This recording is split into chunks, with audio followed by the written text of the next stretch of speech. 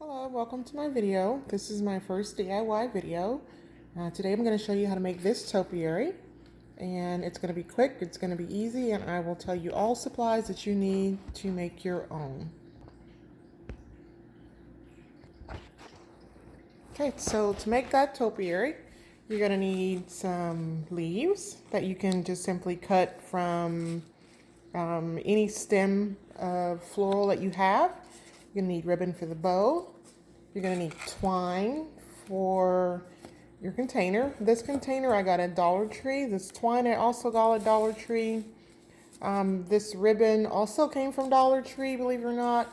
And you're going to need a magnolia or flower. Mine's a magnolia, but you can get flowers from anywhere.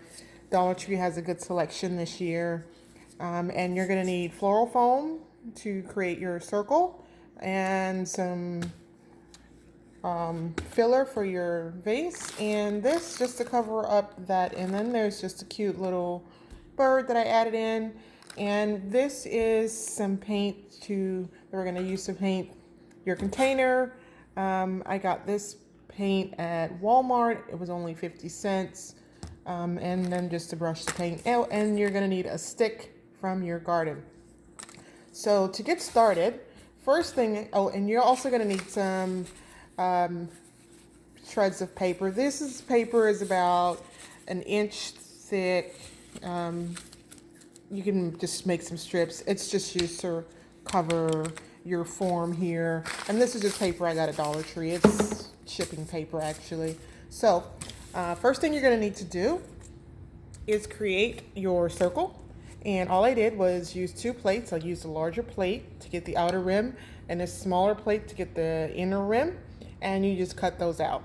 You can use this foam core that you get at Dollar Tree, which is what I'm working on here. Or you can use cardboard if you have it, or just any stiff paper or anything that's going to hold its shape basically. So quick and easy. So once you get that cut out, then you go out to your yard, you grab a stick, because I'm all about doing things on a budget and using things that we already have. So you grab a stick out of your yard or your garden, or you can even use a skewer and wrap it in twine if you don't have stick available. And I simply separated the foam core a little bit there, as you can see, and put some hot glue in and just put the stick in. Now if you're using, say, stiffer paper of some sort, I would recommend using 2 pieces and sandwich your stick between the pieces. That will just give you more stability. Okay, so first thing, once we get that done, put that aside. Next thing we're going to do is we're going to paint my container. And to do that, it's real simple. You just grab your container. If you want, you can rough it up with some sandpaper, but in this case, I'm just going to go for it. And you do need a small container of water because you want to be able to dip your brush to get the paint to move around. So I'm going to grab a container of water. Okay, so I've got my container of water. It's just simple tap water. So first thing you want to do is grab your container, and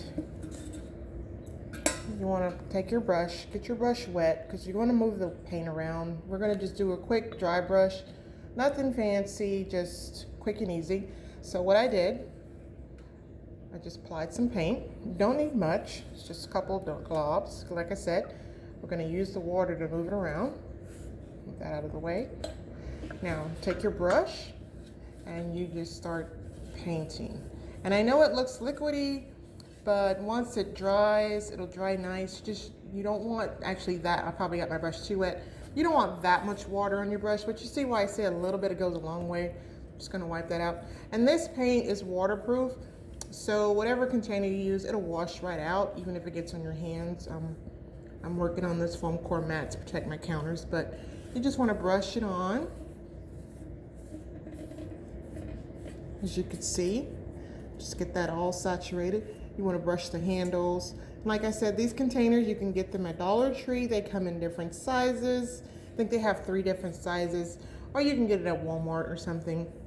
So you just want to work this paint and get it moved around. because you want to be able to still see the little flower garden words through.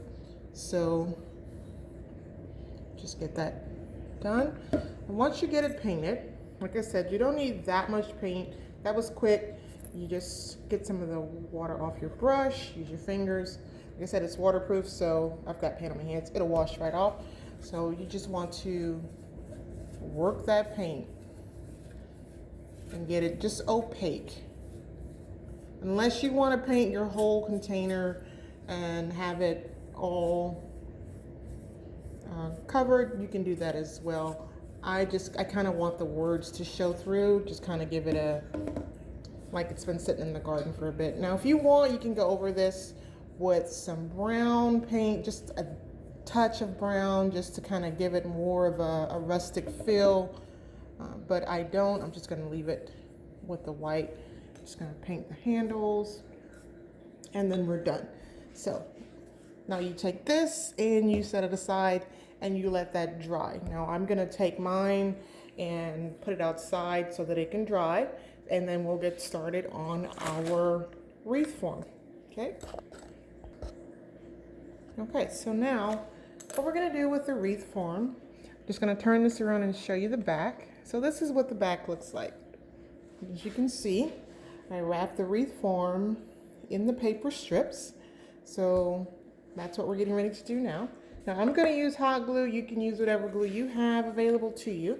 So what you wanna do is take your form, and I start this way, and I kind of work with the paper at a bit of an angle, as you can see. So I don't usually start off with glue because I want to make sure that I'm getting a good wrap first, and it'll hold itself in place. Just kind of be gentle because it is paper and it will tear depending on what you're using. So as you can see, now you can also do this with ribbon, or you can use twine, you can use strips of fabric, just whatever you have, what you want to do.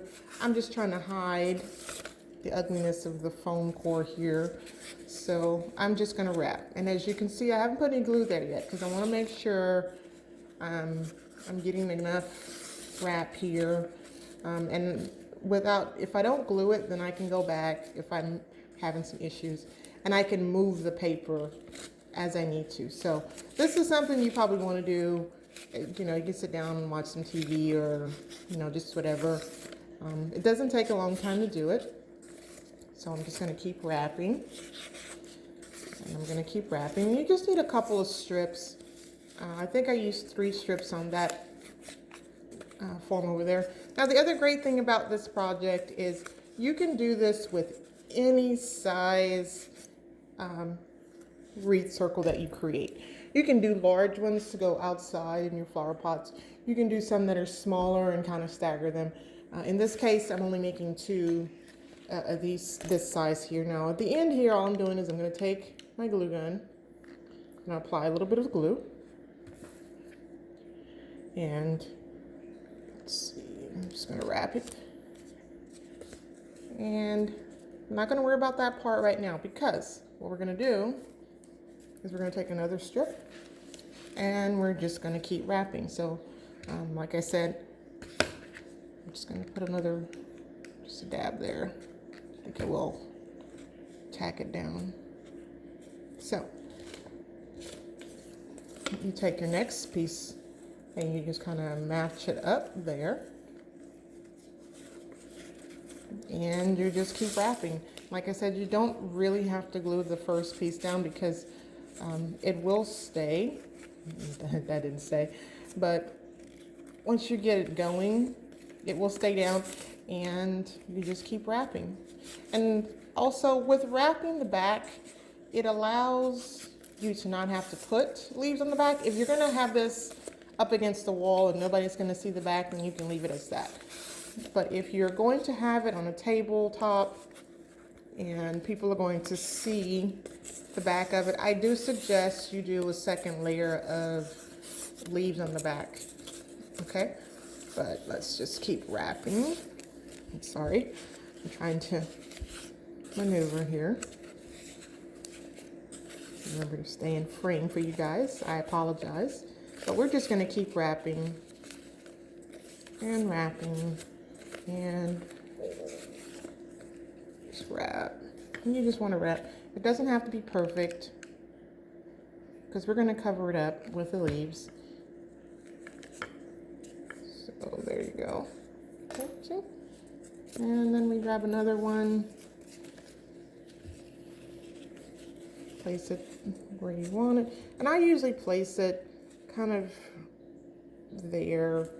I don't place it too far over. It's up to you really how you want it. And we're just gonna keep wrapping. And you just want to wrap until you get all the way to there. And I'm doing this quickly because I know you don't want to see a long video of me wrapping paper. There we go. And we're just wrapping and wrapping.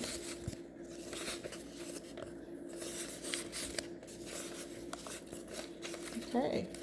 Now when you get to the end,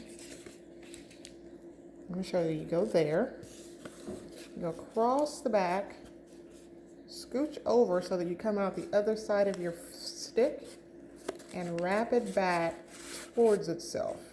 So you see, I'll show you what it looks like on the back. My paper is tearing, that's why I said be careful. So you come across, around, bring it across, and then to the back, and then you have all that covered up. So you do want to put some hot glue here. Just put some across there. Leave that there. Try not to get glue on your fingers. And then you take your scissors and you trim that tail off.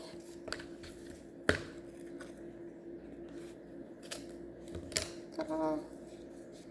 Okay, and like I said, it doesn't have to be perfect because we are going to cover it. There will be a bow, so don't be discouraged if you see some areas like this where I didn't cover it or it's sticking up too high there, because all that will be covered and it's paper, so you know you can just go around with your hands and kind of manipulate it. So once you do all that, this is what we have. Okay, now the next step that we're going to do, move everything out of the way, is we are going to now apply our leaves. Okay, now to do that, you want to take your leaf. Well, first of all, you want to figure out which side you want to use for your front or your back. I think I'm going to use this side for my front. So, and I like to start here. We're going to work counterclockwise, and you'll see why in a second. Now, when you apply your leaves, you don't necessarily want to put them on, let me see if I can get a better angle for you. You don't want to put them on just straight on like that. You want to kind of angle them a little, just because putting them straight on, it's not going to look as nice. I don't think it does. If you see in this one, I kind of have the leaves at an angle on each other. And I think that looks best. Now, this is your project. You can do it however you want.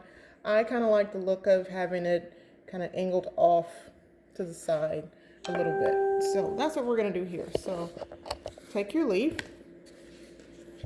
and figure out where you want to put it. I kind of flatten them out a little because sometimes they come in there kind of squished and mismanaged.